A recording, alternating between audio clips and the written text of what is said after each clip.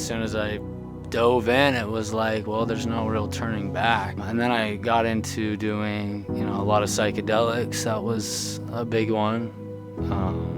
Mushrooms, acid, ecstasy, Molly.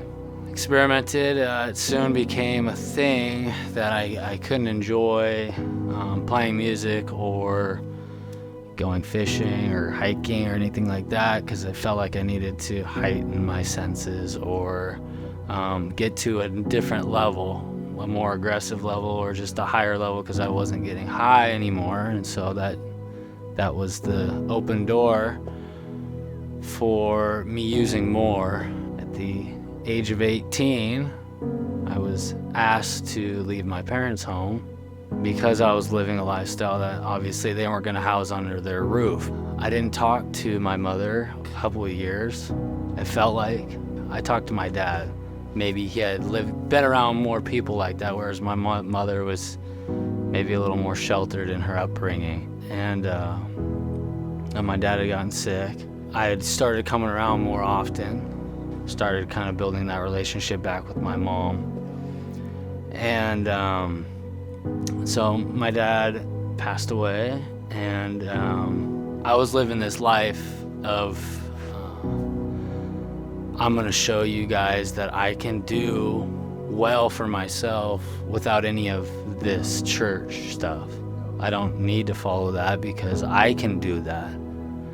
I can wear that title of provider. I can wear that title of I can make my own peace. I can wear that title of,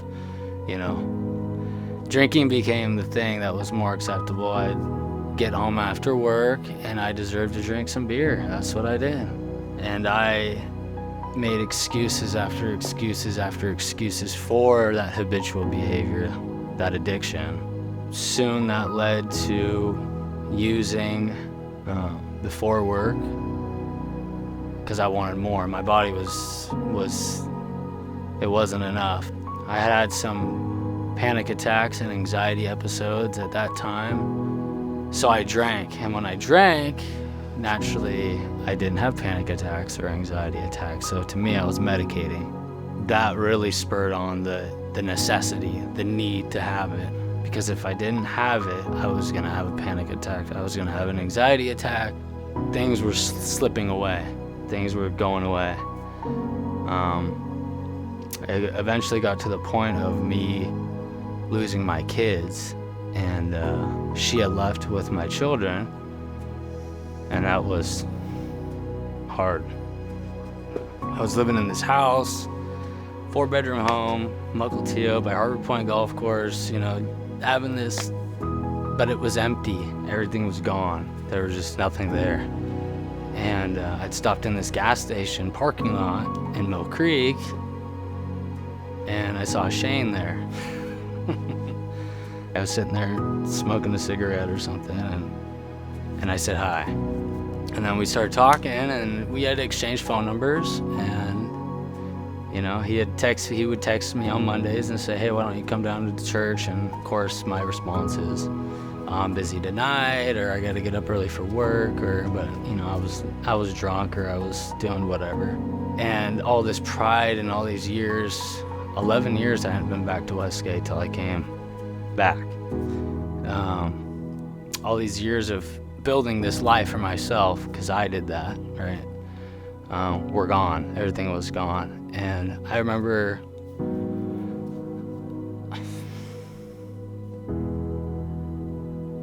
the night that I called my mom, I just felt so beat down and just ready to give up. Things were gone. Nothing was working. And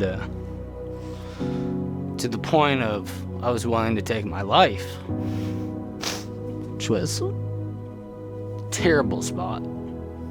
So dark. And I had never, ever thought in my life that I'd ever got to that point of suicide. And, I was ready. I was ready to just, this is it. And I called her, and I remember just saying, Mom, I'm sick. and I don't know what to do. and she said, just hang in there. We're gonna figure this out. And she, it wasn't within 2 days of that phone call or a day that I was in rehab and then coming to New Heart. God, I would say, has done a transformation in my life that I can't. I had no life left in that part of me. I didn't even know what that part was until I came back. And God has restored that big time. The old man is dead, definitely.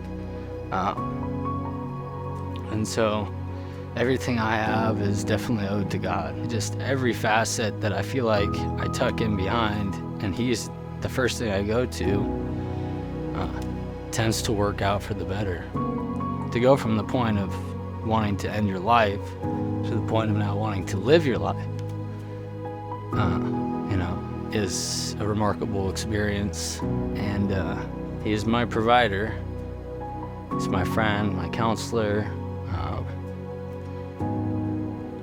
He's everything.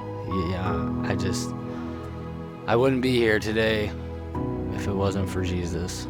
So He had a plan, and it took prayers by a lot of people for a long time, but He had a plan.